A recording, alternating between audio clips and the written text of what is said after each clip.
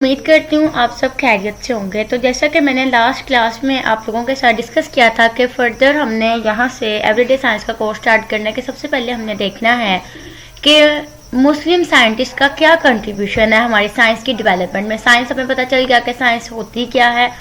Further हमने previous class में science को बहुत डिटेल में स्टडी किया था कि इसकी मुख्तलिफ डोमेन्स होती है, मुख्तलिफ साइंस की नेचर्स होती है, ठीक है।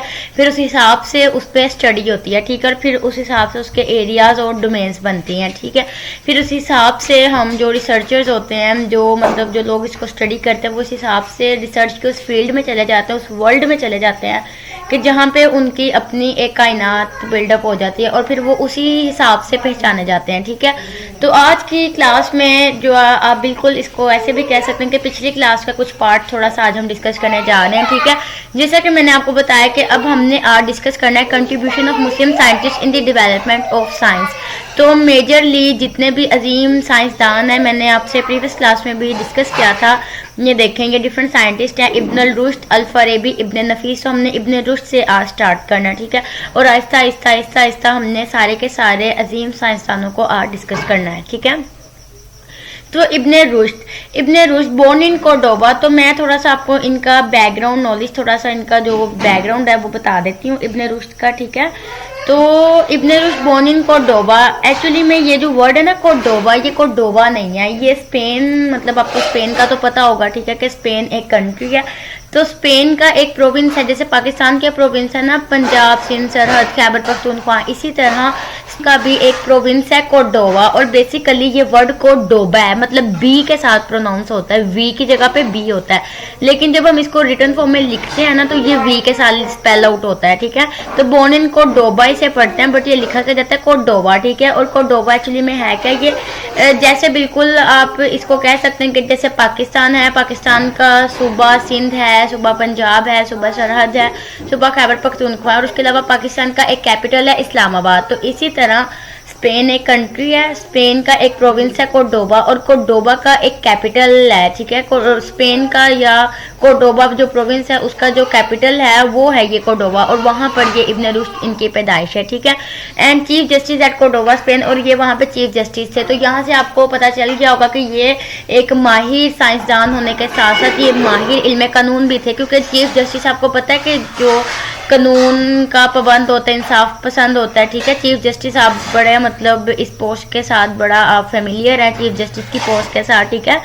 तो मतलब यहाँ से आपको पता चल गया होगा कि ये सिर्फ एक अजीम साइंसदान नहीं थे, ये बहुत बड़े इंसान थे, बहुत अजीम इंसान थे, ठीक है, बहुत अजीम इंसान थे। इनका सारे का सारा फैमिली बैकग्राउंड वहाँ का ही है, ये जुडिशरी है, ठीक है। तो इब्न रुश्द का जो बेसिक बैकग्राउंड है ना, इनका बेसिकली जो फुल नेम था वो अबू वलीद मोहम्मद इब्न रुश्द था, ठीक है। तो ये जो इब्ने का वर्ड है ना, ये बेसिकली एक अरेबिक वर्ड है, ये निकला एबन से। मतलब मैंने आपको बताया कि जैसे उधर स्पेनिश लैंग्वेज में कोर्डोबा मतलब वी को वो बी पढ़ते हैं, कोर्डोबा पढ़ते हैं, तो इसी तरह इब्ने को वो एबन पढ़ते हैं, मतलब ABEN, ठीक है। तो हम लोग इब्ने पढ़ते हैं IBN, ठीक है। तो लेकिन वो इबन जो है ये अरेबिक लैंग्वेज से वर्ड डिराइव्ड हुआ है, ठीक है, और उसमें इसको बोलते हैं एबन यानी कि एवन। और इसी बेस पर स्पेनिश लैंग्वेज में इब्न रुश्द को एवेरोस भी कहा जाता था, ठीक है। एवेरोस वही चीज़ कि वो अरेबिक मतलब अरेबिक नेम है उस कंट्री का, ठीक है। तो वहाँ पर ये चूंकि पैदा हुए थे, ठीक है, तो इसी वजह से उधर की जो भी पॉपुलेशन है, जो भी जनरेशन है, जो भी वहाँ के लोग हैं वो एवेरोस हैं। जैसे हम लोग सब क्या है पाकिस्तानीज हैं, ठीक है। इसी तरह जो लोग वहाँ पर पैदा हुए हैं, जो लोग एबन्स हैं या एवन्स हैं, वो सारे क्या हैं, वो सारे एवरोज हैं, और ये एक अरेबिक लैंग्वेज का वर्ड है, ठीक है। उसके अलावा अगर हम इब्न रुश्द की बात करें, ठीक है, इनका एक निक नेम था कमेंटेटर। कमेंटेटर आपको पता है जो कमेंट्री करते हैं, ठीक है। तो इन्होंने एरिस्टोटल पे बहुत ज़्यादा कमेंट्री पढ़ी है। अब आप लोग ये सोच रहे होंगे कि मैंने तो इनका रोल बताना था आपको साइंस के डेवलपमेंट में, तो हम आहिस्ता आहिस्ता उस चीज़ की तरफ जाएंगे, ठीक है। तो पहले आपको फॉर एग्जाम्पल मैं एक बंदे का मैं खड़ा होकर मतलब किसी का भी नाम लेके कहना शुरू कर देती हूँ कि फलां ने ये कर दिया, फलां ने ये कर दिया, तो आपको ठीक से समझ नहीं आएगी कि ये कौन बनता है ना आप उसको ठीक से याद रख सकेंगे। तो अगर हम उसकी लाइफ बिब्लियोग्राफी या लाइफ बायोग्राफी से स्टार्टअप लेते हैं कि ये बंदा था, ये ऐसे ऐसे इस अजीम कारनामे की तरफ यहाँ से इसकी परवान चढ़ी सारी, तो आपके लिए ये टॉपिक बहुत ही इंटरेस्टिंग हो जाएगा। ठीक है, तो इसीलिए मैंने ये थोड़ी बहुत स्टोरीज भी साथ तैयार की हुई हैं ताकि आपको इस टॉपिक में इंटरेस्ट पैदा हो सके। वैसे तो प्रीवियस क्लास में हमने डिस्कस किया था कि ये थोड़ा बोरिंग सा हो जाता है, लेकिन मैं बिल्कुल भी आज का लेक्चर बोरिंग नहीं होने दूंगी। ठीक है, मैं आपको बहुत मज़े मज़े की बातें बताऊंगी। ठीक है, इंशाल्लाह ताला।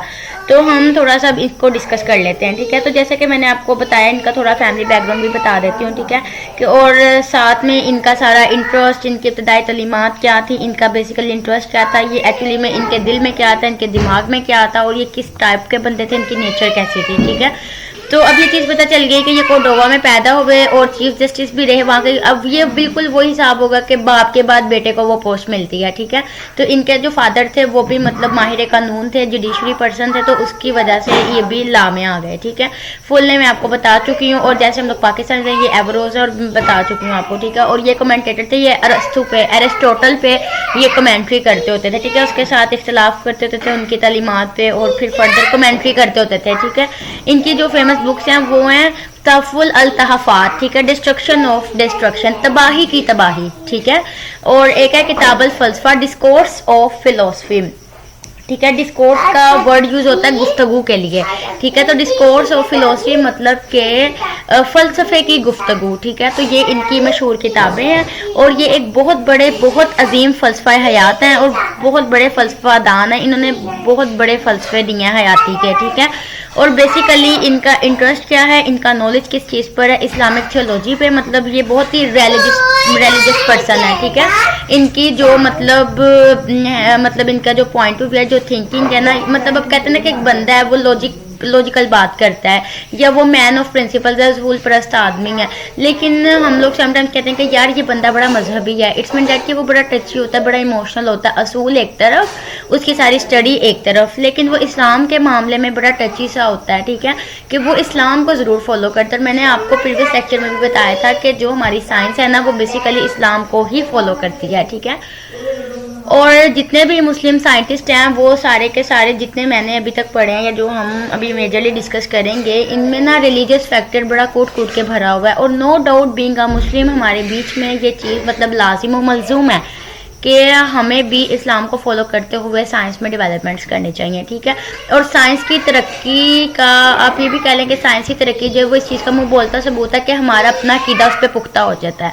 तो हम चूँकि बात करें अपने रुश की, तो ये भी एक इस्लामिक थियोलॉजी थे। ठीक है, थियोलॉजिस्ट थे, तो इनका इस्लामी तालीमात पर बहुत गहरा यकीन और बहुत गहरा अकीदा था। ठीक है, बहुत बड़े फिलोसोफर थे, वो ऑलरेडी बता चुकी। एस्ट्रोनॉमी आपको पता है कि ये जो यूनिवर्स और इसके रिलेटेड जो लोग जो होते हैं, जो उस चीज़ को स्टडी करते हैं, यूनिवर्स को। ठीक है, ये सोलर सिस्टम को, और वो एस्ट्रोनॉट्स होते हैं। ठीक है, जो सूरज, चांद, तारे, ज़मीन और इन सारी चीज़ों को, गैलेक्सीज, प्लैनेट्स, इन चीज़ों को स्टडी करते हैं, वो एस्ट्रोनॉमी होते हैं। ठीक है, और मैथमेटिशियंस थे, और ये मेडिसिन भी इनका एक शोबा था। ठीक है, और मैंने आपको ये चीज़ ऑलरेडी बता दी कि जो इब्ने रुश्द हैं वो एक फ़िलोसफर थे, लेकिन वो बहुत ही एक रिलीजियस पर्सन थे। ठीक है, इब्ने रुश्द जो है इनकी ज़्यादातर जो कंट्रीब्यूशन है वो फ़िलोसफी में ही है। ठीक है, और इनकी एरिस्टोटल पे डिटेल कमेंट्रीज है, लेकिन जो इनकी कमेंट्रीज है ना, वो आप बिल्कुल कह लें कि पार्ट टाइम जैसे इंसान की हॉबी होती है, बट वो उसका सब कुछ नहीं होता। ठीक है, तो ये पार्ट टाइम बस एरिस्टोटल पे कमेंट्रीज करते होते थे। ठीक है, and his defence of philosophy against the attacks of those who condemned it as different to Islam and its constructions is a form of Aristotelianism which cleansed it। मतलब कि वो अरस्तु पे उस सूरत में कमेंट्री करते होते थे कि अगर अरस्तु की कोई ऐसी बात है जो इस्लाम के ख़िलाफ़ होने लग रही है, तो वो उसकी मजम्मत में, उसके जवाब में इस तरह की फ़िलोसफियाँ देते थे, ऐसे फ़लसफ़े देते थे कि जो कि इस्लामिक डिफेंस में आती थी चीज़ें। ठीक है, बाकी फर्दर इनकी एजुकेशन के रिलेटेड तो आपको बड़ा पता चल गया होगा कि एस्ट्रोनॉट से, मैथमेटिशियंस से, और मेडिसिन में भी इनका रोल था। ठीक है, तो फर्दर ये था कि मतलब इनकी जो एक्चुअली में स्टार्ट हुई थी ना स्टडी, वो हदीस और लिंग्विस्टिक्स और जूरिस्प्रूडेंस से हुई थी। ठीक है, तो जूरिस्प्रूडेंस मैंने आपको ऑलरेडी बताया कि इल्म कानून को कहते हैं। ठीक है, माहिर कानून थे, तो वो तो उनकी जद्दी पुश्ती पोस्ट थी ना एक। ठीक है, तो जूरी प्रूडिडेंस, ये मतलब उनकी आप कह लें कि ये कोई अचीवमेंट नहीं थी, ठीक है। तो बाकी उनकी फर्दर जो अचीवमेंट थी, जो उनका मतलब स्टार्टिंग था, बिगनिंग थी, वो हदीस कुरान और सुन्नत से उन्होंने स्टार्ट किया था, ठीक है। और लिंग्विस्टिक्स में, ठीक है, लिंग्विस्टिक्स बोलते हैं लसानी ज़ुबान का तज्ज़ियाती मतालिया, ठीक है। तो मतलब डिफरेंट लैंग्वेजेस को समझना, सीखना, पढ़ना, ठीक है।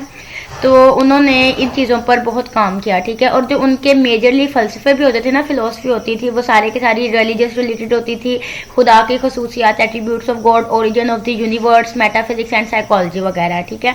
और वो फ़िलोसफी और जूरिस्प्रूडेंस में एक्सीलेंस तो थे, ठीक है। तो लेकिन उनका major role as a philosopher ही था, ठीक है। His important contribution to medicine was al Kulliyat fi al Tibb, तो मतलब मेडिसिन में भी उनका ये नाम है, जनरलिटीज़ ऑन मेडिसिन उनकी ये रिसर्च है, ठीक है। तो फर्दर उसके अलावा उन्होंने जितनी किताबें लिखी या जो भी उनका ओरिजिनल वर्क था, उसमें 67 उनकी ओरिजिनल बुक्स थी, ठीक है। उसमें से भी 28 जो थी वो फिलोसफी पर थी, 20 मेडिसिन पर थी, और 8 उनकी कानून पर थी, लॉ पे, ठीक है। और 5 उनकी इस्लामिक थियोलॉजी पे थी, ठीक है, एंड फॉरेन ग्रामर। तो मतलब और बाकी पार्ट टाइम वो इसके अलावा अरस्तु पे कमेंट्री करते होते थे, ठीक है। So he is a religious person, he believe that true happiness for a man can be achieve through mental and psychological health. तो वो इस चीज़ पर ईमान रखते थे, उनका कीदा इस चीज़ पर था कि जो अगर एक आदमी है ना, उसकी जो असल हकीकी खुशी है वो सिर्फ तभी उसे मुमकिन है कि अगर वो जहनी तौर पर और नफ्सियाती तौर पर उसकी जो सेहत है ना वो अच्छी रहे, ठीक है। अगर वो जहनी तौर पर मुतमईन और पुरसकून रहे तो इट्स मीन डैट कि वो आदमी खुश रह सकता है, वो ही उसकी असल हकीकी खुशी है। And the people can not enjoy psychological health unless they follow ways that lead to happiness in the hereafter. और इंसान नफ्सियाती तौर पे तब तक खुश नहीं रह सकता जब तक वो उन रास्तों को फॉलो ना करे जो कि उसके लिए मरने के बाद आखिरत के लिए उसके लिए आसानियां पैदा करेंगे। And unless they believe in God, और तब तक वो खुश और मुतमईन नहीं रह सकते जब तक वो खुदा पर यकीन नहीं रखते, ठीक है। तो ये उन्होंने बहुत मतलब एक बहुत ही मज़े की बात की, उनकी सारी ज़िंदगी का खुलासा, सारी ज़िंदगी का तज्जिया सिर्फ एक ही बात में, एक ही स्टेटमेंट में उन्होंने बंद करके दे दिया कि ये ज़िंदगी की हकीकत है, ठीक है। तो यही ज़िंदगी की हकीकत है। देखें ये दुनिया फ़ानी है, यहाँ पर हम लोगों ने ताहयात नहीं रहना, ठीक है। तो हमारे जो आज के माल है, अब अपने आज के माल को इस तरह से बनाएं कि तब आखिरत की ज़िंदगी में वो आपके लिए आसानियाँ पैदा हों, ठीक है।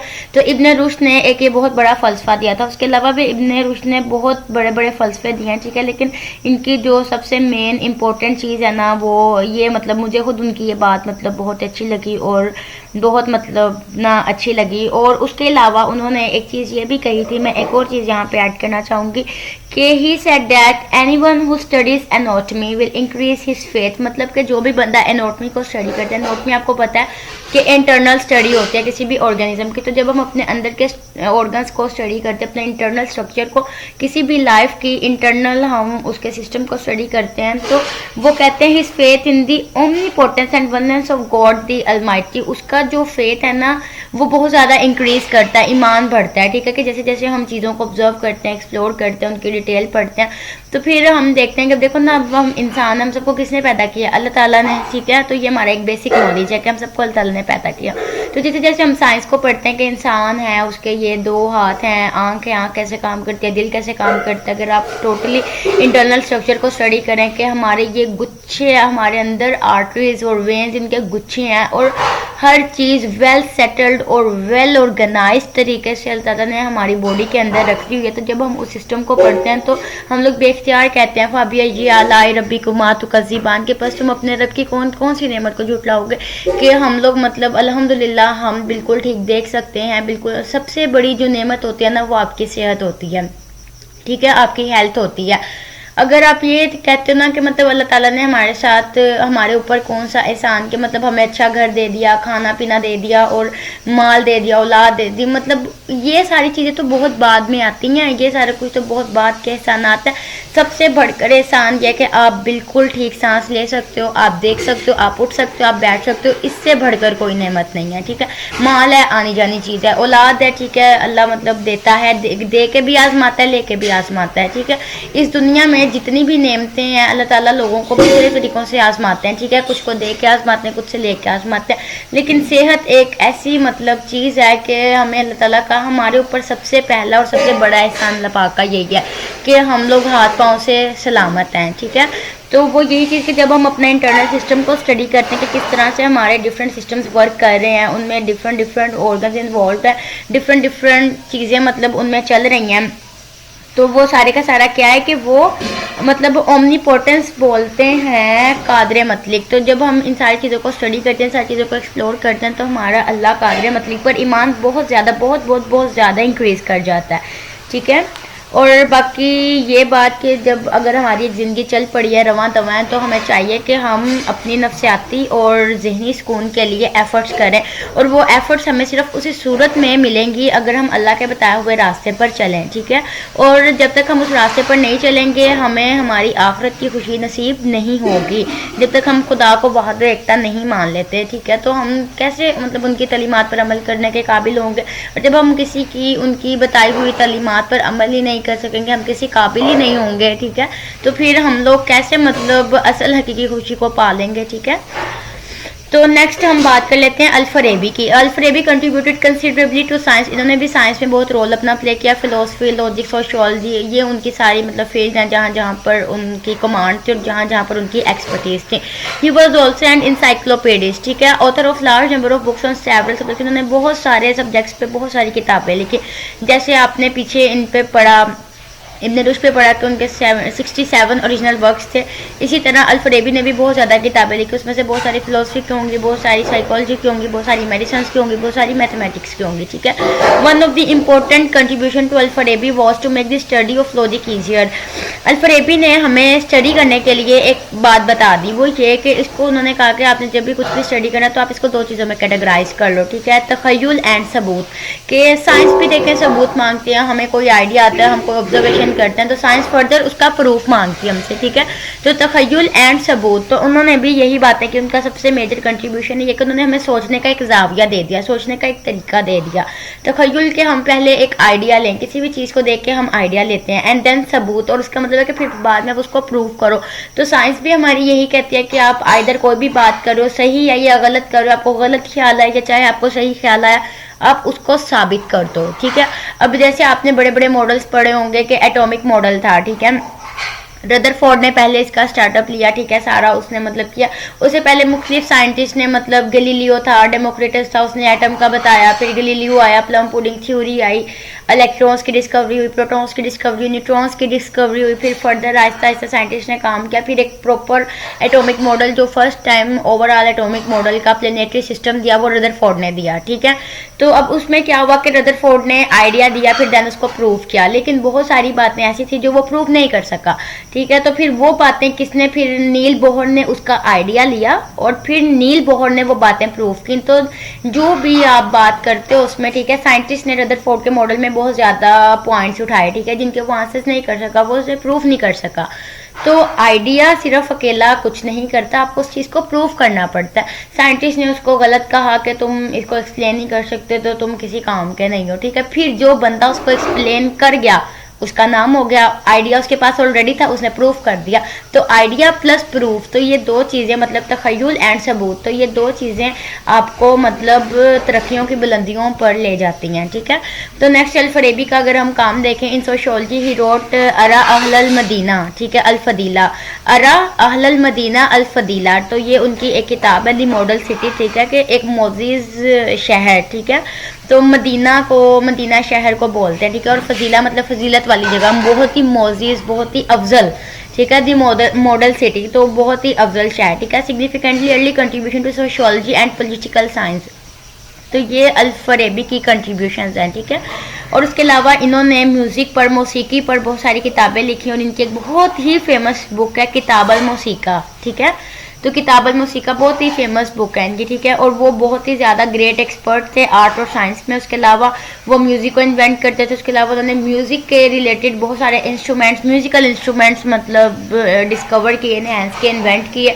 म्यूज़िकल इंस्ट्रूमेंट्स मतलब ये गिटार हो गया, ये फ्लूट हो गई, और मतलब इस तरह, ठीक है, ये ड्रम्स हो गए, तो ये म्यूज़िकल इंस्ट्रूमेंट्स हैं ना। तो इन्होंने भी बहुत ज़्यादा म्यूज़िकल इंस्ट्रूमेंट्स मतलब डिस्कवर किए, besides contributing to the knowledge of musical notes. और इसके अलावा अलावा मतलब उन्होंने म्यूजिकल नोट्स में भी अपना नॉलेज, आपको पता है कि ये जो आप अगर अक्सर कार्टून्स अगर आप लोगों ने देखे हो बचपन में, या आप टॉम एंड जेरी अगर आपके बच्चे देखते हो, ठीक है, या कोई फैमिली में कोई छोटा कजन है या कोई छोटा बहन भाई है, आप टॉम एंड जेरी में अक्सर देखिएगा कि जो उन्होंने कितना बड़ा पियानो रखा था उसके ऊपर उन्होंने बाकायदा म्यूजिकल नोट्स मतलब वो बने होते हैं, ठीक है, म्यूजिक के। तो वो क्या होते हैं, वो म्यूजिकल नोट्स हैं, वो तो चले कार्टून है ना, लेकिन रियलिटी में वाकई ही इनके नोट्स एग्जिस्ट करते हैं। इसकी एक म्यूजिकल लैंग्वेज एग्जिस्ट करती है जो कि क्लासिकल म्यूजिक, ट्रेडिशनल म्यूजिक और मतलब उससे हवाले से सारा मतलब उसके सिंगिंग को, मौसीकी को सारा एक मतलब एक बड़ा ही एडोरेबल व्यू देती है, बड़ा ही ब्यूटीफुल मतलब सीन बनता है, ठीक है, कि बहुत ही प्यारी धुन निकलती है, बहुत ही प्यारी आवाज़ निकलती है। तो ये सारी इसकी लर्निंग्स हैं, टीचिंग्स हैं कि आप म्यूज़िक दूसरों को सिखा सकते हो। तो आप कैसे सिखा सकते हो? डेफिनेटली उसके नोट्स मेकिंग करते हो आप, ठीक है। और इनके बारे में ये भी कहा जाता है, it has been reported that he could play his instrument so well as to make people laugh और वीप एट विल, कि मतलब कि इनके बारे में ये भी कहा जाता है कि वो इंस्ट्रूमेंट्स को इस तरह से प्ले करते थे कि वो लोगों को अपनी मर्जी से सेम टाइम पे मतलब रुला भी सकते थे और हंसा भी सकते थे। कि वो मतलब आप खुद मतलब ये चीज़ फील कीजिएगा, अपनी पर्सनल लाइफ में एक्सपीरियंस कीजिएगा कि हम लोग समटाइम्स कोई गाना सुन रहे होते हैं तो वो हमारे अपने पर्सनल हमारे साथ कोई ऐसा मतलब सीन नहीं क्रिएट हुआ होता, लेकिन फिर भी वो म्यूज़िक की धुन सुन के, वो म्यूज़िक के लिरिक्स सुन के हम लोग मतलब उस गाने के साथ ही हम लोग उदास हो जाते हैं। कभी कोई फास्ट म्यूजिक सॉन्ग होता है तो हम लोग एक्साइटेड हो जाते हैं, कभी हम लोग मतलब बहुत ही कोई एक रोमांटिक और बहुत अच्छा गाना सुन रहे होते हैं तो हम लोग मतलब मुस्कुरा रहे होते हैं। हालांकि इसका मतलब हर किसी नहीं होता कि हमें कोई गम लगे हुए हैं या पता नहीं हमारी जिंदगी में कितनी की मोहब्बतें चल रही हैं, ठीक है, तो लेकिन मतलब ये उस म्यूजिक को कंट्रोल करने वाले के पास ट्रिक होती है। तो अल-फरेबी के बारे में भी ये चीज़ मशहूर है कि ये इंस्ट्रूमेंट्स को इस तरह से बजाते थे, इतनी खूबसूरती के साथ चलाते थे कि मतलब वो अपनी मर्जी से एट विल मतलब उनकी अपनी मर्जी से, ठीक है, वो लोगों को हंसा भी सकते थे और रुलाते भी होते थे, ठीक है। नेक्स्ट हम बात कर लेते हैं इब्न नफीस की। तो इब्न नफीस एक फिजिशियन थे and are renowned expert on Shafi school of jurisprudence, ठीक है। तो जूरिस्प्रूडेंस आपको पता है माहिर इल्म कानून, ठीक है, जैसे इब्न रुश्द थे। तो इब्न नफीस जो थे वो भी माहिर इल्म कानून के एक स्कूल में मतलब एज अ टीचर आप कह लो, ठीक है, तो वहाँ पर करते थे। और रिनाउंड बोलते हैं बहुत मशहूर बंदे को, ठीक है।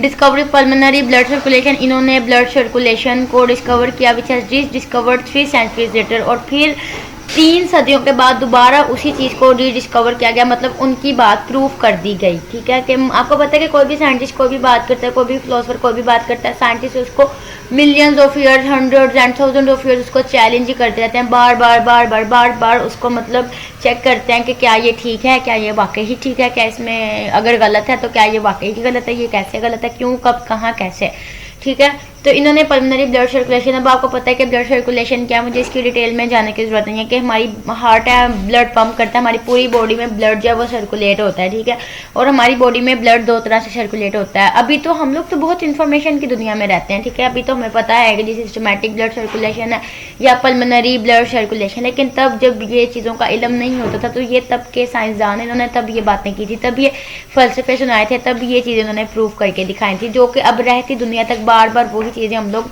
रीस्टडी कर रहे हैं, रीडिस्कवर्ड कर रहे हैं, ठीक है। लेकिन जिस बंदे ने जो बात एक बार पहले कर दी, नाम उसी का जिंदा रहता है, ठीक है, कि सबसे पहले बात इसने ही की थी।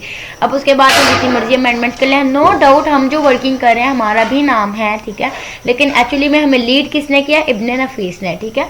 First to discover the constitution of lungs, सबसे पहले लंग्स की कॉन्स्टिट्यूशन भी इन्होंने ही बताई थी कि इसमें कितने, इसमें मतलब कॉन्स्टिट्यूट बोलते हैं ना कि कंपोनेंट्स को, तो लंग है, लंग में कौन से कंपोनेंट्स हैं, ब्रोंकाइज हैं, अल्वियोलाई हैं, ब्रोंक्यूल्स हैं, या क्या है क्या नहीं है, एंटी कोरोनरी आर्टरीज, ठीक है, कोरोनरी आर्टरीज का भी उन्होंने ही बताया था। और कोरोनरी आर्टरीज आपको पता है क्या है? एज फीडिंग दी कार्डिया, आप ये कह लें कि कोरोनरी आर्टरीज, आप ये कह लें कि एज फीडिंग दी कार्डिया, मतलब कार्डिया आपको पता चल गया होगा कि हार्ट के रिलेटेड है। तो कोरोनरी आर्टरीज ऐसी आर्टरीज हैं जो कि हार्ट से ब्लड सप्लाई करती हैं हमारी पूरी बॉडी के मसल्स को, ठीक है। तो हम कह सकते हैं कि हमारी जो बॉडी के मसल्स हैं वो मतलब फीड करते हैं कोरोनरी आर्टरीज से, ठीक है। तो coronary arteries as feeding the cardiac muscles, ठीक है। तो कोरोनरी आर्टरीज से हमारे मसल्स फीड कर रहे हैं, ठीक है, उससे खाना ले रहे हैं अपना, ठीक है। ब्लड चाहिए उन्हें तो ब्लड ले रहे हैं, ठीक है। नेक्स्ट अल्केनिडी, तो अल्केनिडी भी इनका जो ज़्यादातर कंट्रीब्यूशन है वो फील्ड ऑफ म्यूजिक और मीटरोलॉजी और ऑप्टिक्स में। मीटरोलॉजी बोलते हैं स्टडी ऑफ एटमोसफियर, इसमें हमने मतलब अपने इन्वायरमेंट के हवाले से ये आबो हवा वगैरह के बारे में पढ़ना होता है, मीटियोरोलॉजी, ठीक है। इसके अंदर हम स्टडी ऑफ एटमोसफियर देखेंगे, एटमॉस्फेरिक फिनोमिनास देखेंगे, एटमॉस्फेरिक इफेक्ट देखेंगे इन ऑन आवर वेदर्स, ठीक है, कि ये जो मौसम आबो हवा आगे पीछे कम ज़्यादा हो जाती है, ठीक है। गर्म इलाके सर्द इलाके तो वो हवा का दबाव कम ज़्यादा, ठंडा सर्द गर्म और ये वो सारी चीज़ें, ठीक है, वो मेट्रोलॉजी में आ जाती हैं। फर्दर है ऑप्टिक्स। ऑप्टिक्स भी आपको पता है फिजिक्स की एक ब्रांच है, इसके अंदर ऑप्टिक्स जो वर्ड है ना ये रिलेट होता है लाइट के साथ, जैसे पल्मनरी वर्ड रिलेट होता है लंग्स के साथ, डीनल वर्ड रिलेट होता है किडनी के साथ, और कार्डियक वर्ड यूज़ होता है हार्ट के साथ, ठीक है। अगर मैं पूछूँ कार्डियक ऑर्गन, आपको फ़ौरन समझ आ जाएगी हार्ट की बात हो रही है। अगर मैं फॉर एग्जाम्पल आपसे पूछूँ कार्डियक मसल्स, आपको फ़ौरन पता चल जाएगा कि हार्ट के पास के जो मसल्स हैं वो कार्डियक मसल्स होते हैं। अगर मैं कार्डियक का वर्ड यूज़ करती हूँ तो आपको पता होगा कि हार्ट के पास ही कहीं पे कोई बात चल रही है, ठीक है। तो इसी तरह जो ऑप्टिक्स है वो भी कह लें कि लाइट के रिलेटेड है, तो जहाँ भी ऑप्टिक्स का वर्ड आएगा वहाँ पे पता चल जाएगा कि हम लाइट के ही किसी बिहेवियर की बात कर रहे हैं। हो सकता है हम उसकी प्रॉपर्टीज़ की बात कर रहे हैं, उसके बिहेवियर की बात कर रहे हो, इवन कि उसका इंट्रैक्शन भी हम लोग देख सकते हैं मैटर के साथ, ठीक है, या उसकी कंस्ट्रक्शन देख सकते हैं, या हम कंस्ट्रक्शन ऑफ इंस्ट्रूमेंट्स देख सकते हैं, या हम वो देख सकते हैं कि वो कौन से इंस्ट्रूमेंट्स हैं जो कि लाइट को डिटेक्ट करने के लिए यूज़ होते हैं। बेसिकली जो ऑप्टिक्स है ना ये जियोमेट्रिकल ऑप्टिक्स की मतलब ब्रांच है, ठीक है। तो जियोमेट्रिकल ऑप्टिक्स और ऑप्टिक्स की टर्मिनोलॉजीज में आपने कंफ्यूज नहीं होना, ये एक ही चीज़ है, ठीक है। तो ज्योमेट्रिकल ऑप्टिक्स में हम लोग देखते हैं कि जो लाइट है उसकी क्या ज्योमेट्री है, रेज हैं वो किस तरह से फॉल करें, ज्योमेट्रिकल लाइंस हैं वो किस तरह से कंसीव्ड हो रही हैं, किस सोर्स में से निकल रही हैं, फिर एक्सटेंड हो रही हैं, रिवील्ड हो रही हैं, डिटेक्टेड उनको डिटेक्ट कर रहा है, किस डायरेक्शन में कर रहा है, वो कौन सा पाथ फॉलो करते हैं। तो ये सारी स्टडी हम इसमें करते हैं, ठीक है। तो आपको इसमें हर चीज़ की इतनी डिटेल करने की जरूरत नहीं है। जैसे आपको पता होना चाहिए कि कैनेडी ने ऑप्टिक्स में क्या रोल प्ले किया। एक्चुअली में ऑप्टिक्स हमारे पास है क्या, लाइट के रिलेटेड है, ठीक है। फिर लाइट के रिलेटेड जो भी कोई सवाल कब कहाँ कैसे क्यों ये वो दिस दैट हर चीज़ आपने उसमें स्टडी कर लेनी है, ठीक है। इसी तरह उसके अलावा इन्होंने बहुत सारे लॉज भी देते हैं। Explain the laws related to gravitational fall of the body. Gravitational fall के बारे में कैनेडी ने पहले बताया। अभी तो आजकल आप लोग हम पढ़ते हैं ना कि ग्रेविटेशनल लॉ सबसे पहले बात गलीलियो ने की थी, ठीक है। तो गलीलियो ने सबसे पहले बात की थी, तो उसके बाद गलीलियो के बाद ये न्यूटन ने ला दिया था, न्यूटन लॉ ऑफ ग्रेविटेशन अभी तक फेमस है, ठीक है। तो मतलब लेकिन उससे भी पहले कैनेडी ने मतलब दिया था। और ना मैं आपको एक चीज़ और बता दूं कि ये आपने डिफरेंट साइंटिस्ट देखे हैं, ठीक है। किसी के साथ ये इनकी डेट ऑफ बर्थ से डेट ऑफ डेथ तक 1128 ये इब्न रुश्द जहाँ पर हेडिंग दी हुई है 1120 1190 CE लिखा हुआ है, ठीक है। ये CE लिखा हुआ है। मैं आपको बताती हूँ CE का क्या मतलब है। कहीं पर आप आगे देखेंगे ये AD लिखा हुआ है, कहीं पर BC भी लिखा होता है, ठीक है। तो ये मतलब मैं आपको बताती हूँ कि ये एक्चुअली में होता क्या है। ये एक्चुअली में ग्रेगोरियन कैलेंडर है, ठीक है। ग्रेगोरियन कैलेंडर कहते हैं गोरों के जो कैलेंडर मतलब ईसाइयों के जो कैलेंडर हैं, ठीक है। तो उनमें ये ईयर को इस तरह से मतलब डिवाइड किया हुआ है इन्होंने AD BC, ठीक है। AD बोलते हैं एनो डोमिनी। एनो डोमिनी मतलब इन the year of Lord. In the year of Lord का मतलब यह है कि जब अंग्रेज दौरे हुकूमत था तो वहाँ पे रोम एम्पायर थी, रोमन एम्पायर थी, रोम की सल्तनत थी, ठीक है। यूरोपियन सल्तनत थी 14th से लेके तकरीबन 17th सेंचुरी तक, ठीक है। पहले अंग्रेज़ों की हुकूमत थी, फिर बाद में मतलब आपको पता है कि पहले मुसलमानों की हुकूमत थी, फिर अंग्रेज़ों की हुकूमत आ गई धोखाधड़ी करके, फिर उसके बाद फिर मुसलमान गालिब आ गए, ठीक है। और फिर आपको पता है कि वो काफ़ी अर्सा फाइट वगैरह चलती रही है बरसगीर पाको हिंद में भी, ठीक है। तो ये इसी वजह से अब जो अंग्रेज़ है ना उन्होंने जो अपने ग्रेगोरियन कैलेंडर्स दिए हैं तो वो फिर वो सारे पिछले जितनी भी सदियाँ गुजरी हैं वो उनको इसी हिसाब से डिस्ट्रीब्यूट करते हैं। तो जहाँ पर भी कहीं भी किसी भी डेट के साथ किसी भी ईयर के साथ AD लिखा था उसका मतलब होता है anno domini. Anno domini in the year of lord मतलब कि जब अंग्रेज़ों की हुकूमत थी, ठीक है, वो अपने आप को खुदा समझते थे, ठीक है। इसी तरह जो मतलब जहाँ पर अगर BC लिखा होगा तो वो होता है बिफोर क्रिस्ट, ठीक है। अंग्रेज़ हैं साइयाँ को पता है वो हज़रत ईसा अलैहिस्सलाम को मानते हैं, यूसुफ मसीह को, ठीक है। तो BC कहते हैं बिफोर क्रिस्ट, ठीक है, कि हज़रत ईसा की पैदाइश से पहले का जो दौर है। फिर उसके बाद हज़रत ईसा पैदा हो गए, ठीक है। तो फिर उसके बाद से जो भी दौर चल रहा है वो उसको CE बोलते हैं, मतलब करंट एरा बोलते हैं, ठीक है। तो जहाँ पर भी अब अभी तक आपने जितने साइंटिस्ट मैंने पढ़ाए हैं सबके साथ क्या CE लग रहा है, तो मतलब ये करंट एरा है, ठीक है। तो ये ग्रिगोरियन कैलेंडर में इनके ये मतलब इन्होंने यूनिट्स लगाए हुए हैं, ठीक है, उनको वो टाइम को ईयर्स को मेजर वगैरह करने के लिए, ठीक है। तो अच्छा, इब्न नफीस का हम लोग डिस्कस कर रहे थे, ठीक है। तो फर्दर इन्होंने मैंने आपको बताया था कि कोरोनरी आर्टरीज को इन्होंने डिक्लेयर किया कि जो कार्डियक मसल्स हैं वो एज अ फीडिंग है, coronary arteries as feeding the cardiac muscles, ठीक है। फर्दर है अल्कनीडी, बल्कि हम अल्कनीडी को ही डिस्कस कर रहे हैं, सॉरी। तो अल्कनीडी का मैं आपको बता रही थी कि इन्होंने ग्रेविटेशनल ला दिया था, ठीक है। और उसमें उन्होंने ये चीज़ भी बताई थी कि जो जितनी भी बॉडीली मतलब लार्जेस्ट फॉर्म्स है ना, वो जो भी कोई चीज़ स्फीरिकल फॉर्म में होती है ना, वही सबसे ज़्यादा मतलब चीज़ें हैं, कोई ट्रायंगुलर शेप में, कोई स्क्वायर शेप में, कोई रेक्टेंगुलर शेप में, लेकिन जो स्फीरिकल शेप में होती है ना, वो सबसे लार्जली बॉडी मैस होता है उसका, ठीक है। तो हमारी जो ज़मीन की सबसे बड़ी चीज़ है वो समुंदर है, और वो भी क्या स्फीरिकल शेप में है, ठीक है। और फिर इन्होंने ही उसका एजीमुथ भी कैलकुलेट किया था। एजीमुथ बोलते हैं ये यूनिट है एक्चुअली, ठीक है। तो एजीमुथ बोलते हैं ये एक कैलकुलेशन है, जैसे किसी भी स्फीरिकल चीज़ के लिए हम लोग, अब जैसे एक बंदा है वो मूव कर रहा है तो उसकी रफ्तार है वो होती है सिंपल वेलोसिटी, लेकिन अगर वही बंदा गोल सर्कुलर मूव करना शुरू कर दे तो जो भी चीज़ सर्कुलर होती है ना, स्फीरिकल होती है, उसके लिए हम एक टर्म यूज़ करते हैं एंगुलर, ठीक है। एंगुलर वर्ड ही यूज़ होता है गुलाई के लिए, ठीक है। तो फर्दर ये चीज़ आ जाती है कि अब एक बंदा ना अगर वो मूव कर रहा है तो उसकी क्या है वेलोसिटी, लेकिन अगर हम उसे स्पेसिफाइड कर दें कि वो स्फीरिकली मूव कर रहा है, एक सर्कुलर में मूव कर रहा है, गुलाई में मूव कर रहा है, तो वो उसकी वेलोसिटी क्या हो जाएगी, एंगुलर वेलोसिटी। इसी तरह एक बंदा है, उसकी बॉडी का कोई भी मतलब मैस है, ठीक है, उसका मैस और वो किसी रफ्तार से मूवमेंट कर रही है बॉडी, ठीक है, तो हम उसे बोल रहे हैं कि ये इसका मोमेंटम है, ठीक है। लेकिन अगर हम उस बंदे को उसी मैस को सर्कल में उसको वेलोसिटी प्रोवाइड कर जो घूम, तो वो एंगुलर मोमेंटम हो जाएगा। तो जो एंगुलर का वर्ड है वो हमेशा तभी यूज़ करता है जब उसकी किसी भी चीज़ की सरफेस जो है वो स्फीरिकल हो, ठीक है। तो एजीम्यूथ भी इसी तरह किसी भी कोलेस्ट्रल ऑब्जेक्ट का की डायरेक्शन को मेजर करने के लिए हम कह लें कि एक यूनिट यूज़ करते हैं, ठीक है, या एक ये मतलब क्वांटिटी है, ठीक है। तो या उसका कोई भी एंगुलर डिस्टेंस को मेजर करने के लिए, ठीक है। एजीमुथ टर्मिनोलॉजी वहाँ पे यूज होती है कि यहाँ पे हमने कोई भी स्फीरिकल चीज़ है ना, तो उसको हम स्फीरिकल फॉर्मेट में मेजर कर रहे हैं, मतलब क्लॉकवाइज डायरेक्शन में हम उसको मेजर कर रहे हैं, मतलब गुलाई में, ठीक है।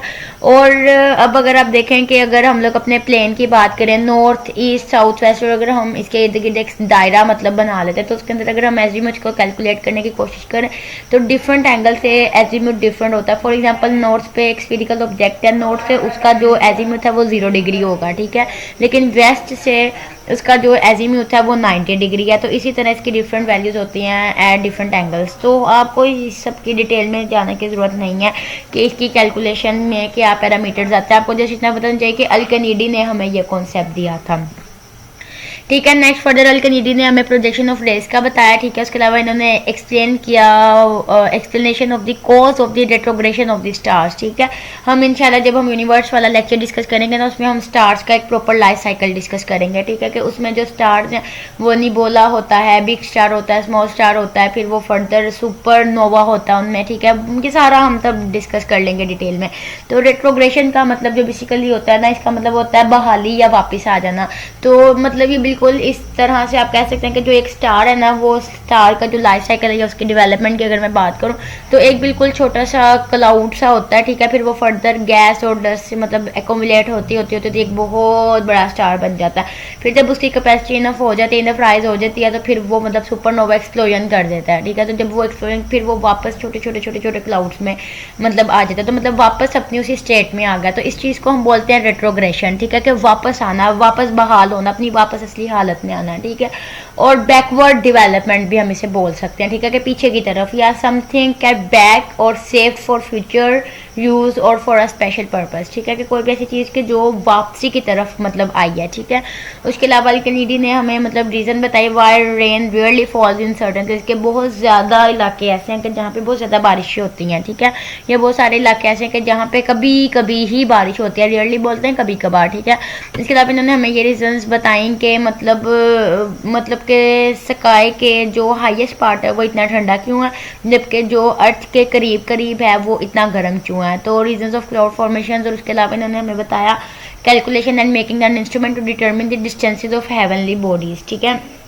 तो इनके बारे में इन्होंने हमें इंस्ट्रूमेंटेशंस दी और काफ़ी कुछ मतलब बताया, ठीक है। फिर नेक्स्ट साइंटिस्ट है इब्ने हयान, ठीक है। इब्ने हयान आपको पता है कि इब्ने हयान मतलब ईरान में पैदा हुआ और इन्होंने प्रैक्टिस मेडिसिन की इराक में। ये 9th में जैसे ही हमारी साइंस का आगाज़ तो ना हम इब्ने हयान से स्टार्ट करते हैं। इब्ने हयान, बू अली सीना, ठीक है। इब्ने हयान को मोस्टली बुक्स में आपने जाबर बिन हयान पढ़ा होगा, ठीक है। तो वो सेम चीज़ है, ठीक है, कि बंदे का नाम है। फिर इनकी अगर हम मतलब इनकी एक्सपर्टीज़ की बात करें तो इन्होंने सबसे पहले एक्सपेरिमेंटल इन्वेस्टिगेशन की केमिस्ट्री में और इन्होंने भी बहुत ज़्यादा बुक्स लिखी प्लांट्स और एनिमल्स पर, ठीक है। अल-नबातात अल-हैवान इनकी फेमस बुक्स हैं, ठीक है। उसके अलावा इन्होंने लार्ज अमाउंट में केमिकल्स, अब देखें ना केमिस्ट्री में इन्वेस्टिगेशन की तो डेफिनेटली केमिस्ट्री के रिलेटेड ही इनकी अचीवमेंट्स होंगी। Nitric acid, hydrochloric acid, sulphuric acid, तो ये बहुत ज़्यादा इंपॉर्टेंट है। आपको पता है sulphuric acid king of chemicals है, तो ये इब्ने हयान ने ही प्रिपेयर किया था, ठीक है। और आज तक उसी तरीके से ही सल्फ्यूरिक एसिड और बाकी दूसरे एसिड प्रिपेयर हो रहे हैं, ठीक है।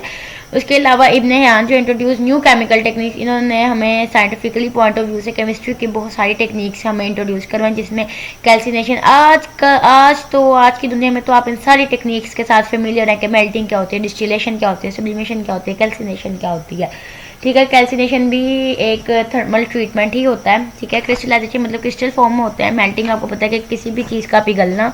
और डिस्टिलेशन, ठीक है, डिस्टिलेशन हम सेपरेट आउट करते हैं डिफरेंट कंपोनेंट्स को। और सब्लिमेशन क्या होती है कि सॉलिड फॉर्म का डायरेक्ट वेपरस फॉर्म में कन्वर्ट होना without being converted into the liquid state. वो लिक्विड में कन्वर्ट हुए बगैर डायरेक्ट सॉलिड में, सॉलिड से गैस फॉर्म में हो जाती है।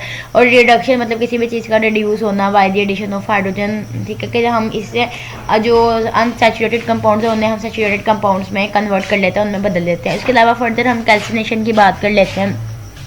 कैल्सिनेशन भी हमारे पास एक थर्मल ट्रीटमेंट ही है किसी भी सॉलिड कंपाउंड का, ठीक है। और इसमें भी ये होता है कि हम उसका टेम्परेचर बहुत ज़्यादा राइज कर देते हैं कि जो सॉलिड सब्सटेंस है ना वो मतलब के मेल्ट विदाउट मेल्टिंग वो गैसियस फॉर्म में मतलब चला जाता है। और हम ये वाला प्रोसेस बेसिकली यूज़ करते हैं for the purpose of removing impurities, ठीक है। किसी भी सब्सटेंस से इम्प्योरिटीज़ को रिमूव करने के लिए हम ये वाला कैल्सिनेशन का प्रोसेस करते हैं। उसके अलावा इब्ने हयान ने ये बस on theory geological formation of metals and further मतलब इन्होंने और केमिकल्स के अलावा इन्होंने बहुत सारे एलिमेंट्स भी हमें प्रिपेयर करके दिए, lead, arsenic, antimony and carbonate from their sulphides, उनके सल्फाइड्स को यूज़ करते हुए। And he also dealt with refinement of metals, metals की रिफाइनमेंट मतलब रिफाइनमेंट बोलते हैं प्योरीफिकेशन को, ठीक है। तो मेटल्स की प्योरीफिकेशन और प्रिपरेशन ऑफ स्टील वगैरह, ठीक है। नेक्स्ट है हमारे पास साइंटिस्ट इब्न अल बेतर। इब्न अल बेतर भी एक great Spanish Muslim botanist and pharmacist है। बॉटनिस्ट आपको पता है जो प्लांट की स्टडी करते हैं, ठीक है। और इन्होंने प्लांट किंगडम को नेम्स दिए, ठीक है, जो कि अब मॉडर्न बॉटनी जिस पे बेस करती है। गैदर्ड हर्ब्स, हर्ब्स बोलते हैं जड़ी बूटियाँ, ठीक है। तो इन्होंने न्यू प्लांट्स की हर्ब्स वगैरह को इकट्ठा किया फ्रॉम स्पेन टू साइरिया, ठीक है, एंड एक्सट्रैक्टेड मेडिसिन, और फिर उनमें से मेडिसिन हमें निकाल कर दी, ठीक है। बॉटनिस्ट है ना, तो प्लांट पे ही इनका काम है, जड़ी बूटियों पे मतलब हिकमत से रिलेटेड है, इन्हें हिकमत भी आती थी, ठीक है। और फार्मासिस्ट भी थे तो ये मेडिसिन प्रिपेयर कर सकते हैं। किताब अल जमीफी अदविया अल मुगानी, तो ये मतलब इनकी एक फेमस बुक है किताब अल जमीफी अदविया अल मुगानी। तो 20 चैप्टर्स इसमें ऐसे हैं dealing with the diseases of head, year, cosmetics and fevers, ठीक है। ये मतलब इसमें इन्होंने जितनी भी मतलब वो किताबें लिखी हैं उसमें से जो ये एक बुक का नाम लिखा हुआ है उसमें 20 चैप्टर ऐसे हैं जो कि मतलब सिर्फ बीमारियां उसमें बताई हुई हैं, ठीक है, कि हेड के रिलेटेड कौन सी है, हेयर के रिलेटेड कौन सी है, और कॉस्मेटिक्स और फीवर के रिलेटेड कौन सी है, ठीक है। कॉस्मेटिक्स हमारी बॉडी के वो ऑर्गन्स, वो पार्ट्स आ जाते हैं कि जो कि डायरेक्ट किसी भी रे के साथ मतलब होते हैं, जैसे इसमें स्किन आ जाती है कॉस्मेटिक्स में, ठीक है। तो इसी तरह किताब अल जमीफी अदविया अल मुफजदा, तो ये भी एक इंसाइक्लोपीडिया है जिसमें उन्होंने तकरीबन 1400 मेडिकल ड्रग्स, 1400 अद्वियात के बारे में डिटेल्ड बताया हुआ इंसाइक्लोपीडिया है, ठीक है। तो आपको यहाँ से बता कि ये कोई आम इंसान, आप और मैं नहीं कर लेते इतनी रिसर्च, और हम नहीं इतनी मेडिसिन बता सकते, ठीक है।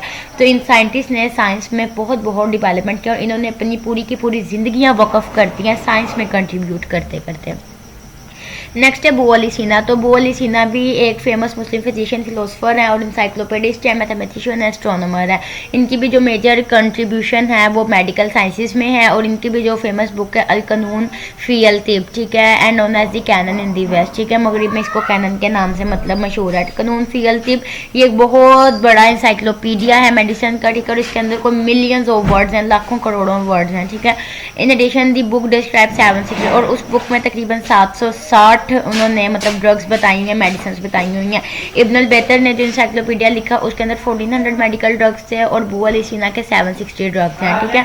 उनका इसके अलावा कंट्रीब्यूशन ये है contagious nature of phthisis and tuberculosis. Phthisis बोलते हैं कि जो टॉन्सिल्स नहीं होते, और टीबी, ठीक है। तो इसमें भी इन्होंने उसकी रिकॉग्निशन के लिए, उसकी फर्दर डिस्ट्रीब्यूशन के लिए इन्होंने स्टडीज़ की थी और वो साइंस को कंट्रीब्यूट किया, ठीक है। Distribution of diseases by water and soil, ये पानी और मिट्टी से जो बीमारियां लग जाती हैं, interaction between psychology and health, उस चीज़ में इनका बड़ा कंट्रीब्यूशन है, ठीक है। उसके अलावा bu Ali Sina he made rich contributions to anatomy, gynaecology and child health, इसमें भी इन्होंने अपना बड़ा रोल प्ले किया है, ठीक है। तो ये इजी टर्मिनोलॉजीज हैं, आप इजीली इनसे फेमिलियर हैं पहले, ठीक है। तो इसी वजह से मैं इनकी इतनी ज़्यादा डिटेल नहीं बता रही। उसके अलावा अबू अली सीना का मेडिकल साइंसेस के अलावा मैंने आपको बताया कि मैथमेटिशियंस और मतलब फिजिशियन भी थे। तो इन फिजिक्स इस contribution comprise the study of different forms of energy. Physics में इनका क्या कंट्रीब्यूशन है कि इन्होंने एनर्जी की जो आज हम डिफरेंट फॉर्म्स पढ़ते हैं वो अबू अली सीना की ही बताई हुई हैं। अबू अली सीना भी कहीं पे आपने पढ़ा होगा और कहीं पे अबू अली सीना भी पढ़ा होगा, ठीक है। तो उन्होंने एनर्जी के डिफरेंट फॉर्म्स बताई, हीट और लाइट की बताई, मैकेनिकल कुछ मतलब फॉर्म्स बताई। उसके अलावा बहुत सारे कॉन्सेप्ट्स दिए, फोर्स का दिया, वैक्यूम का दिया, इन्फिनिटी का बताया, स्पेसिफिक ग्रेविटी का बताया और बहुत सारी चीज़ों का बताया। इवन के एयर थर्मामीटर का भी इन्होंने ही यूज़ बताया। नेक्स्ट है अल्बेरोनी। तो अल्बेरोनी के भी मेजर कंट्रीब्यूशंस हैं। इन्होंने भी हमें एडवांस ट्रिग्नोमेट्री के ये मैथमेटिक्स के प्रॉब्लम्स को बताया, ठीक है। Gave theory that light travels faster, उन्होंने ये थ्योरी बताई कि मतलब जो आवाज़ है वो साउंड से, लाइट जो है सॉरी रोशनी, वो आवाज़ से ज़्यादा जल्दी ट्रैवल। मतलब आप अक्सर जैसे देखते हैं कि जब बिजली चमकती है तो हमें ना बिजली नज़र पहले आती है और उसकी आवाज़ बाद में आती है। मतलब इनमें फ़र्क सिर्फ इतना सा है कि हमें यही लगता है कि मतलब जैसे बिजली चमकी साथ आवाज़ है, लेकिन एक्चुअली में जो लाइट है ना वो ज़्यादा फास्टर ट्रैवल करते हैं देन साउंड। और उसके अलावा अल्बेरोनी का जो कंट्रीब्यूशन है, इन्होंने फुली एक्सप्लेन किया concept of longitude and latitude, ठीक है। और उसके अलावा he gave idea that earth is not stationary, उन्होंने हमें ये बताया कि जो अर्थ है वो साकिन नहीं है, अर्थ स्टेशनरी नहीं है, बल्कि ये अपने एक्सिस के इर्द गिर्द रोटेट करती है। अर्थ जो है वो दो तरह की मोशन शो करती है, एक रोटेटरी मोशन शो करती है, ठीक है, और एक वाइब्रेटरी या मतलब आप इसको ये भी कह सकते हो कि ट्रांसलेशनल मोशन भी शो करती है, ठीक है। कि जो अर्थ है वो एक तो अपने ऑर्बिट के गिर्द घूम रही है, ठीक है, जो कि मतलब अपने ऑर्बिट में घूम रही है, सन के गिर्द घूम रही है, ठीक है। उसके अलावा अर्थ अपने ही एक्सिस के गिर्द गोल गोल गोल गोल राउंड एंड राउंड भी घूम रही है। उसके अलावा अल्बेरोनी की जो फेमस बुक्स हैं तहकीकल हिंद, ठीक है, इसके अंदर इन्होंने हिस्ट्री और सोशल कंडीशंस बताई हुई हैं इंडिया की इन 11th सेंचुरी। उसके अलावा इनकी एक फेमस बुक है किताबल जवाहरा, ठीक है, किताबल जवाहर सॉरी किताबल जवाहर। तो जवाहर बोलते हैं, आपको पता है हीरे जवाहरात, ठीक है। तो जम्स एंड स्टोन्स वगैरह ऑफ डिफरेंट टाइप्स। और एक इनकी बुक है कानून अल मसूदी, ठीक है, कानून अल मसूदी। नेक्स्ट है इब्न अल हैथम। इब्न हैथम भी एक मैथमेटिशियन है, फिजिस्ट हैं और एक ऑप्टिशियन है, ठीक है। तो इनके भी मेजर कंट्रीब्यूशन है। He is more known for his optical work. सब ऑप्टिकल वर्क से आप फेमिलियर हैं कि यहाँ पे लाइट की स्टडी के बारे में बात हो रही है, ठीक है। और फिर फर्दर उन्होंने इसको ट्रांसलेट किया लतीनी जुबान में, लैटिन में। उसके अलावा इन्होंने अब देखे लाइट के रिलेटेड इन्होंने लाइट के फिनोमिनास, मैंने आपको बताया कि लाइट का ये बिहेवियर ही है ना कि लाइट कौन सा फिनोमिना शो करती है, रिफ्लेक्शन शो करती है, रिफ्रैक्शन शो करती है, डिफ्लेक्शन शो करती है, या फर्दर ऑन दिस, ठीक है। और ट्रांसपेरेंट ऑब्जेक्ट पे उसका क्या है, ओपेक ऑब्जेक्ट पे उसका क्या, मतलब ये सारी की सारी स्टडी हमें ये कॉन्सेप्ट, ये आइडिया, ये ख्याल इब्न अल हैथम ने दिया। उसके अलावा इब्न अल हैथम ने मैग्नीफाइंग लेंसेज डिस्कवर किया। फर्स्ट साइंटिस्ट है जिन्होंने लॉ ऑफ रिफ्लेक्शन के 2 लॉज मतलब एलेबोरेट किया। Functions of retina as the seat of vision, के मतलब हमारी जो आंख का रेटिना है उसकी जो वर्किंग है, मतलब रेटिना की वजह से हम लोग देख सकते हैं, तो रेटिना को as a seat of vision इन्होंने ही करार दिया, ठीक है। उसके अलावा पिन होल कैमरा इन्होंने ईजाद किया। He was the first person who declared that the light is a form of energy. इन्होंने ही हमें बताया कि लाइट भी एनर्जी की ही एक फॉर्म है जो कि ट्रांसफर होती है one place to another. उसके अलावा इन्होंने ग्रेविटी को भी एज अ फोर्स आइडेंटिफाई किया, ठीक है। His fame lies in his book, इनकी जितनी भी मतलब शोहरत है वो सिर्फ इनकी जो एक किताब है किताब अल मनाज़िर, बहुत ही फेमस बुक है इनकी, ठीक है।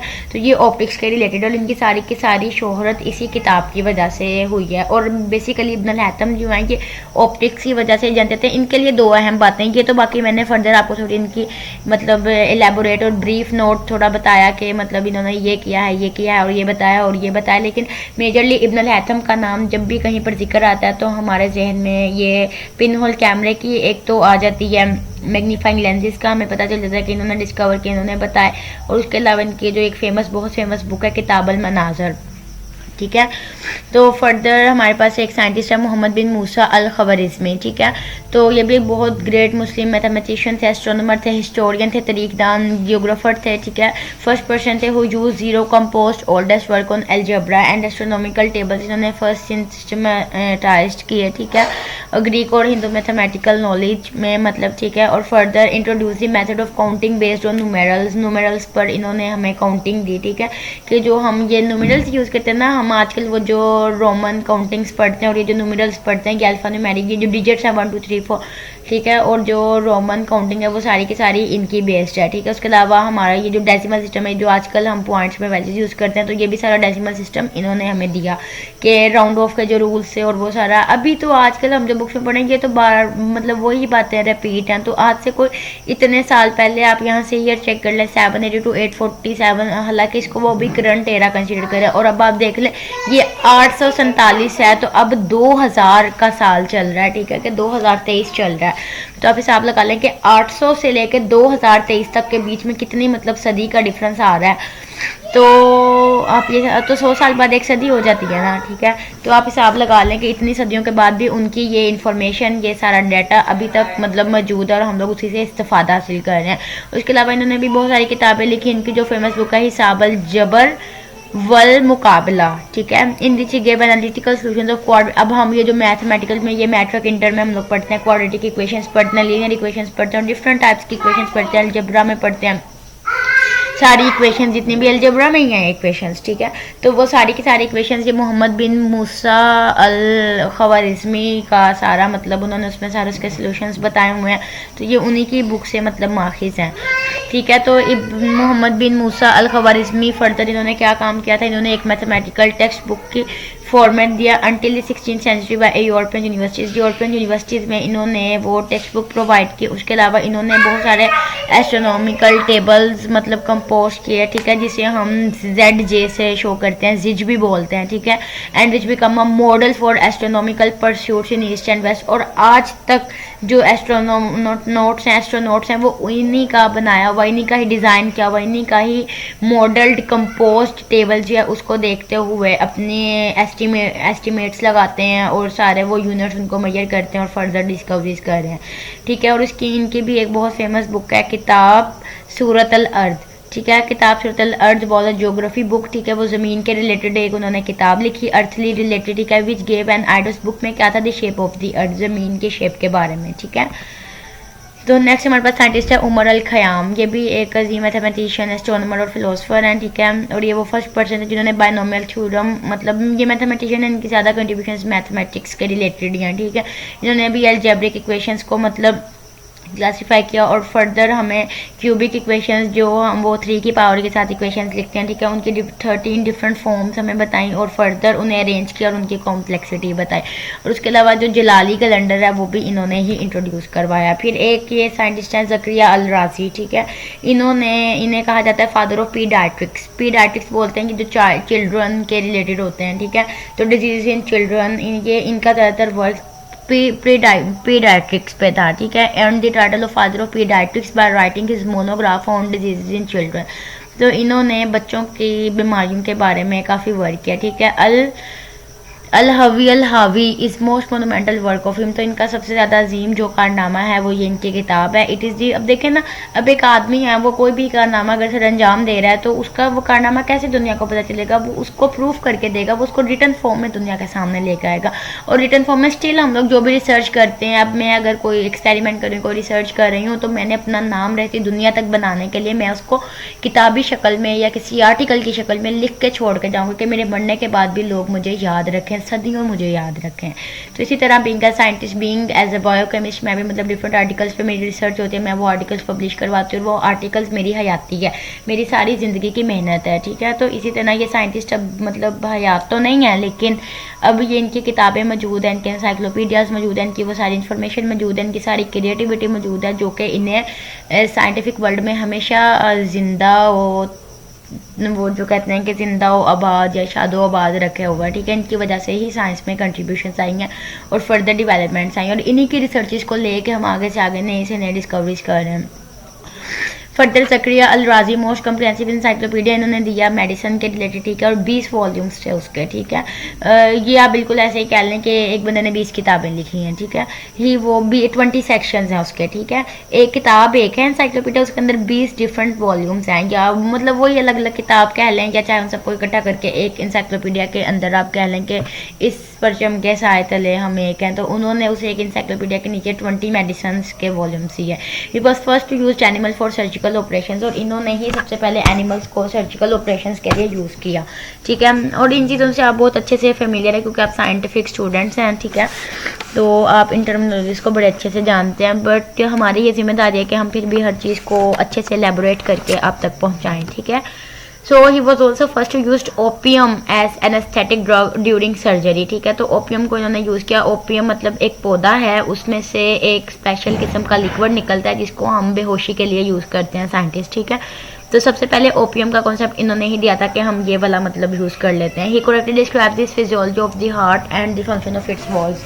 तो हार्ट की फंक्शनिंग का भी सबसे ज़्यादा इन्होंने ही सबसे पहले बताया था कि दिल है, उसकी फिजियोलॉजी क्या है, वो उसकी वर्किंग किस तरह से, और फिर उसके जो दिल के वाल्व होते हैं, ठीक है, तो कितने वाल्व हैं, किस तरह से वो फंक्शन करते हैं। फिर उसके अलावा tries on the venous system. Venous system मतलब ये जो हमारी वेन्स का सिस्टम है, ठीक है। उसके अलावा accurately describing the functions of the veins and their walls. वही बात कि उन्होंने वेन्स का वेनस सिस्टम जब कह दिया कि उन्होंने वेनस सिस्टम को ट्रीट किया, तो ये बात अंडरस्टूड है कि हमारी वेन्स का जो सिस्टम है उसका सारी हाउ नाउ हर चीज़ इन्होंने हमें बताई, ठीक है। और इनकी जो फेमस बुक है, one of his famous books called Kitab al Asrar, ठीक है। Kitab al Asrar deals with the preparation of chemical materials and their utilisation. तो फर्दर इन्होंने इस चीज़ पर वर्कआउट किया, ठीक है, केमिकल मटेरियल्स और उनकी यूटिलाइजेशन के बारे में उस बुक में मतलब इंफॉर्मेशन है, ठीक है। And another one was translated into Latin under the name Liber Experimentorum, ठीक है। तो ये उनकी एक और बुक है जो कि लतीनी जुबान में ट्रांसलेट की गई है, जिसका नाम है लाइबर एक्सपेरिमेंटरम, ठीक है। तो उसमें उन्होंने बहुत सारे एक्सपेरिमेंट्स डिटेल में बताए हुए हैं। और as a chemistry was the first to produce sulphuric acid together with some other acid, और इस तरह से ही ये वो फर्स्ट साइंटिस्ट है जिन्होंने सबसे पहले सल्फ्यूरिक एसिड को बनाया था। आपने पीछे एक साइंटिस्ट पढ़ा जिन्होंने नाइट्रिक एसिड और सल्फ्यूरिक एसिड वगैरह उन्होंने वो डिस्कवर किए, बनाए, लेकिन इन्होंने क्या किया कि वो जो सल्फ्यूरिक एसिड बन गया उसके साथ मिलकर दूसरे एसिड्स पैदा किया, ठीक है। Produce sulphuric acid together with some other acids, कि दूसरे एसिड्स को यूज़ करते हुए इन्होंने उसके साथ सल्फ्यूरिक एसिड की एक नई किस्म ईजाद की। And he also prepared alcohol by fermenting sweet products. तो इन्होंने ही फर्मेंटेशन का भी हमें सारा अमल दिया, ठीक है। कि आजकल आप देख सकते हैं कि हमारी जितनी भी बेवरेज इंडस्ट्रीज़ हैं या फूड इंडस्ट्रीज़ हैं या हमारे अपने घर में बहुत सारी चीज़ें ऐसी हैं जो कि फर्मेंटेशन के प्रोसेस से गुजर रही हैं, ठीक है, प्रिजर्व्ड हो रही हैं, हमारी जितनी भी फूड आइटम्स हैं ये सारी। तो बेसिकली फर्मेंटेशन का जो कॉन्सेप्ट है वो कहाँ से आया था, ज़करिया अल राज़ी ने दिया था, ठीक है। तो that's all about the contribution of Muslim scientist in the development of science. तो इंशाल्लाह हम नेक्स्ट लेक्चर में कुछ थोड़ा सा थ्रिलिंग, थोड़ा सा मज़े का टॉपिक इंशाल्लाह डिस्कस करेंगे। तो ये 12 साइंटिस्ट थे जिनका हमारी साइंस में बहुत ही मेजर रोल है, ठीक है। और इसके अलावा भी देखें, नॉलेज तो जितना बढ़ता है उतना कम होता है। मतलब इस बात का मतलब ये नहीं कि नॉलेज हम बढ़ा रहे हैं तो वो कम हो रहा है कि हमें कुछ भी नहीं आ रहा। नो, इट्स मीन डैट कि हम जितना ज़्यादा पढ़ते चले जाते हैं वो बहुत कम है। अभी मैं कह सकती हूँ कि अगर हमने इतना मैंने आपको लग रहा होगा कि मैंने आपको बहुत बहुत बहुत कुछ बता दिया, तो ऐसा नहीं है। जितना पढ़ा है ये कुछ भी नहीं है, ये बहुत कम है, ये बहुत कम नॉलेज है। अभी तो बड़ा बड़ा नॉलेज पड़ा हुआ है। तो यह कि नॉलेज जितना बढ़ता है उतना कम होता है, कि मतलब जितना ज़्यादा आप पढ़ते चले जाते हो आपके लिए वो काफ़ी नहीं होता। और आपको मैं एक बात बता दूँ कि आपके मतलब ये बात अपने पल्ले से आप लोग बांध लीजिए कि अगर कभी आप लोग ये चीज़ सोचते हैं कि हमने ये चीज़ भी पढ़ ली, ये चीज़ भी पढ़ ली, मैंने सब पढ़ लिया, मुझे सब आता है, तो आप कभी भी तरक्की नहीं कर सकते, आप कभी नहीं सीख सकते। अगर आपने कुछ भी सीखना है तो हमेशा खुद को इस चीज़ पे मोटिवेटेड रखो कि मुझे अभी कुछ नहीं आता, या मैं अभी किसी मतलब मुकाम पे नहीं हूँ, अभी मैंने और सीखना है। हमेशा अपनी ज़िंदगी में अपनी आखिरी सांस तक हमेशा कहीं भी जाओ, हमेशा हर एक से यही बात करना कि मैं सीखना चाहता हूँ, मैं और सीखना चाहता हूँ। नो डाउट आप पता नहीं माशाल्लाह किस किस लेवल पे मेरे स्टूडेंट्स बैठे हुए हैं आज, ठीक है। अल्हम्दुलिल्लाह मैं खुद एक सीनियर मोस्ट लेवल पर बैठी हुई हूँ, लेकिन मेरी स्टिल यही थॉट्स हैं कि मतलब मैं और सीखना चाहती हूँ, मैं और पढ़ना चाहती हूँ, मैं साइंस को इस्लामिक पॉइंट ऑफ व्यू से और दूसरे पॉइंट ऑफ व्यू से और एक्सप्लोर करना चाहती हूँ, मैं नई नई चीज़ें सीखना चाहती हूँ। मैं आजकल एक लैंग्वेज सीख रही हूँ, पाइथन, ठीक है। तो मतलब मैं सीखना चाहती हूँ। मैं कभी भी अपनी लाइफ के किसी भी पॉइंट पे, किसी भी स्टेज पर जाके मैं ये नहीं कहती कि मुझे सब आ गया है। तो मैं आपसे भी यही मतलब ये एक कह लें कि ये एक मतलब नुस्खा है चीज़ों को वाकई सीखने का, कि आप हमेशा अपने अंदर ये लगन, ये जोश पैदा करें कि मैंने सीखना है, और मैंने हमेशा सीखना है, मैंने सारी ज़िंदगी सीखना है। और कभी भी कुछ भी सीखने के बाद, नॉलेज लेने के बाद कभी ये मत कहें कि मुझे सब आ गया है, या 2-4 बातें अगर आप करने लग गए हैं तो इसका हरगिज़ ये मतलब नहीं कि आपको सब आ गया, कि आप परफेक्ट हो गए। हमेशा अपनी ज़िंदगी का, अपनी लाइफ का यही मोटो बनाएं कि मैंने सीखना है। ठीक है, मैं भी डिफरेंट एक्सपेरिमेंट्स कर रही हूँ, उनसे सीख रही हूँ, रिसर्च की प्लेस में सीख रही हूँ, उसके अलावा पाइथन लैंग्वेज सीख रही हूँ, और भी बड़ा कुछ मैं कर रही हूँ। ठीक है, तो होपफुली से आप सब भी अपनी ज़िंदगी में बड़ी बड़ी को करिकुलर एक्टिविटीज़ कर रहे हैं, और बहुत एक्टिविटीज़ कर रहे हैं, रिसर्च रिलेटेड कर रहे होंगे, और बड़ा कुछ कर रहे हैं। तो हमेशा अपनी जिंदगी, और आप तभी सीख सकेंगे जब आपके अंदर ये लगन पैदा होगी। तो कभी भी आपने कुछ भी पढ़ के सीख कर ये नहीं कहना कि मुझे सब आ गया है। जितना पढ़ते हैं वो कम होता है, ठीक है, कि वो आपके लिए बहुत कम है। आप पढ़ते चले जाएं, बस पढ़ते चले जाएं, और आगे बढ़ते चले जाएं, आगे बढ़ते चले जाएं। इसी के साथ हम अपनी क्लास वाइंड अप करते हैं। तो इंशाल्लाह नेक्स्ट क्लास में हम फर्दर मैं बड़ा इंटरेस्टिंग टॉपिक आपके साथ डिस्कस करूँगी। ठीक है, तब तक के लिए अल्लाह हाफिज़।